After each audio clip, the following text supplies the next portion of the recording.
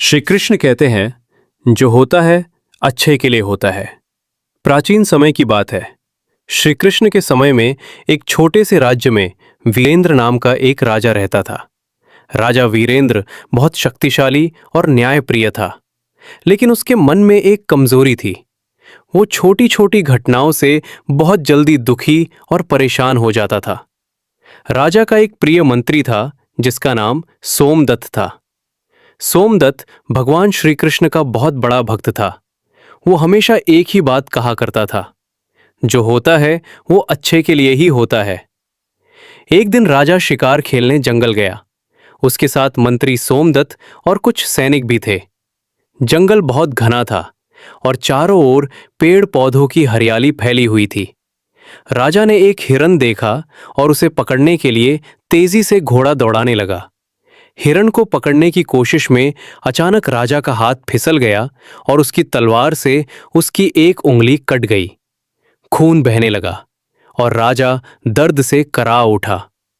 मंत्री सोमदत्त ने तुरंत राजा के घाव पर पट्टी बांधी और शांत स्वर में बोला, महाराज, चिंता मत कीजिए, जो हुआ है वो अच्छे के लिए ही हुआ है। ये सुनकर राजा को बहुत गुस्सा आया। उसने क्रोध में कहा, मेरी उंगली कट गई और तुम कहते हो कि ये अच्छे के लिए हुआ है? ये कैसा मजाक है?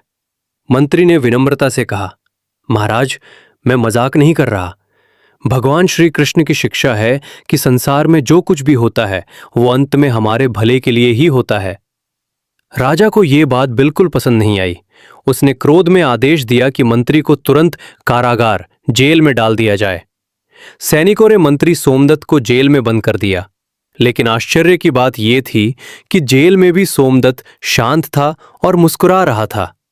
वो मन ही मन भगवान श्री कृष्ण का नाम ले रहा था। कुछ दिनों बाद राजा फिर से शिकार के लिए जंगल गया।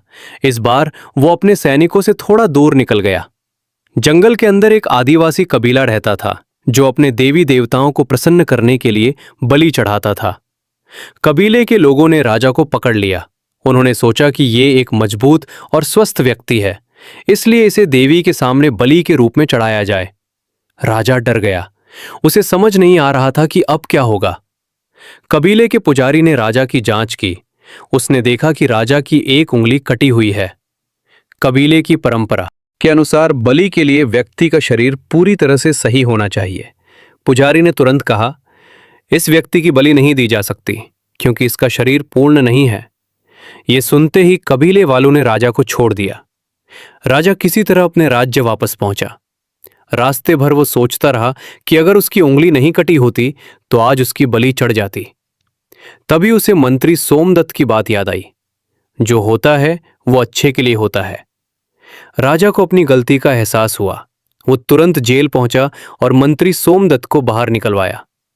राजा ने मंत्री से कहा, मित्र, मुझे माफ कर दो, तुम्हारी बात बिल्कुल सही थी। अगर मेरी उंगली नहीं कटी होती तो आज मैं जीवित नहीं होता।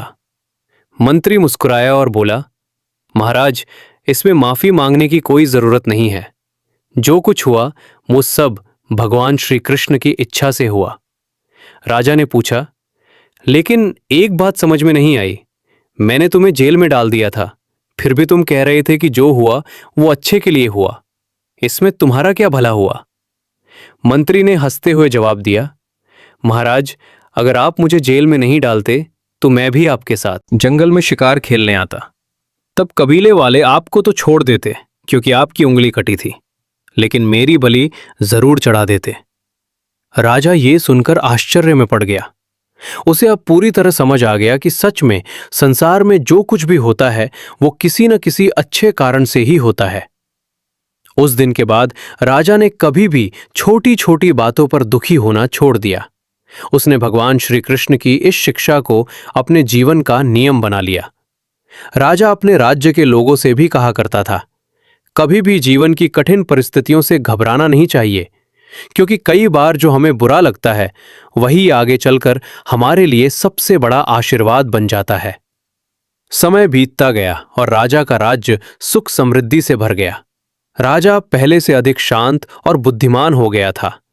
वो हर सभा में यही बात दोहराता था, भगवान श्री कृष्ण ने हमें सिखाया है कि जीवन में विश्वास और धैर्य रखना चाहिए, क्योंकि ईश्वर जो भी करता है वो हमारे कल्याण के लिए ही करता है। कहानी से सीख। जीवन में कई बार हमें लगता है कि हमारे साथ बहुत बुरा हो रहा है, लेकिन समय बीतने के बाद हमें समझ आता है कि वही घटना हमारे लिए सबसे अच्छा परिणाम लेकर आई। इसलिए कठिन परिस्थितियों में भी विश्वास बनाए रखना चाहिए। जैसा कि भगवत गीता में भी बताया गया है कि ईश्वर की हर योजना के पीछे कोई न कोई अच्छा उद्देश्य जरूर होता है। इसलिए हमेशा याद रखें, जो होता है वो अच्छे के लिए ही होता है।